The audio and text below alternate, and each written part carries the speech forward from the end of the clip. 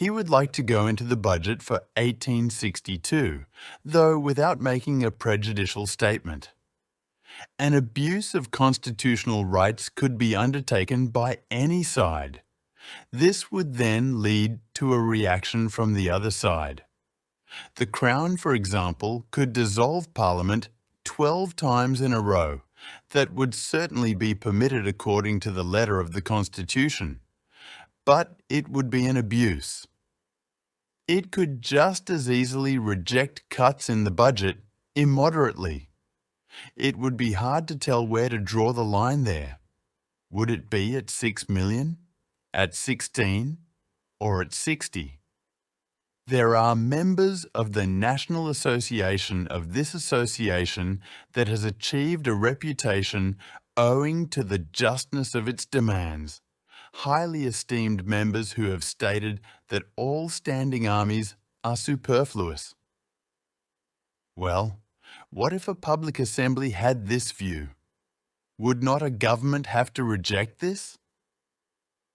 There was talk about the sobriety of the Prussian people. Yes, the great independence of the individual makes it difficult in Prussia to govern with the Constitution or to consolidate the Constitution. In France, things are different. There, this individual independence is lacking. A constitutional crisis would not be disgraceful, but honourable instead. Furthermore, we are perhaps too well-educated to support a constitution. We are too critical. The ability to assess government measures and records of the public assembly is too common.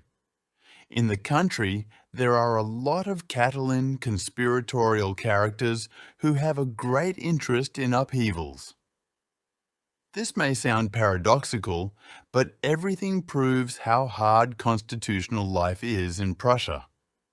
Furthermore, one is too sensitive about the government's mistakes, as if it were enough to say this and that cabinet minister made mistakes, as if one wasn't adversely affected oneself. Public opinion changes. The press is not the same as public opinion. One knows how the press is written. Members of Parliament have a higher duty to lead opinion, to stand above it. We are too hot-blooded. We have a preference for putting on armour that is too big for our small body, and now we're actually supposed to utilize it. Germany is not looking to Prussia's liberalism, but to its power. Bavaria, Württemberg, Baden may indulge liberalism, and yet no one will assign them Prussia's role. Prussia has to coalesce and concentrate its power for the opportune moment, which has already been missed several times. Prussia's borders, according to the Vienna treaties of 1814-15, are not favourable for a healthy, vital state. It is not by speeches and majority resolutions that the great questions of the time are decided. That was the big mistake of 1848 and 1849, but by iron and blood. Last year's appropriation has been carried out. For whatever reasons, it is a matter of indifference. He is sincerely seeking the path of agreement. Whether he finds it does not depend on him alone. It would have been better if one had not made a fait accompli on the part of the Chamber of Deputies. If no budget comes about, then there is a tabula rasa. The Constitution offers no way out, for then it is one interpretation against another interpretation. Summum ius, summa injuria.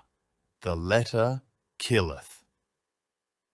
He is pleased that the Speaker's remark about the possibility of another resolution of the House on account of a possible bill allows for the prospect of agreement. He too is looking for this bridge. When it might be found is uncertain. Bringing about a budget this year is hardly possible given the time. We are in exceptional circumstances. The principle of promptly presenting the budget is also recognized by the government. But it is said that this was already promised and not kept, and now it's, "You can certainly trust us as honest people." He does not agree with the interpolation that it is unconstitutional to make expenditures whose authorization had been refused. For every interpretation, it is necessary to agree on the three factors.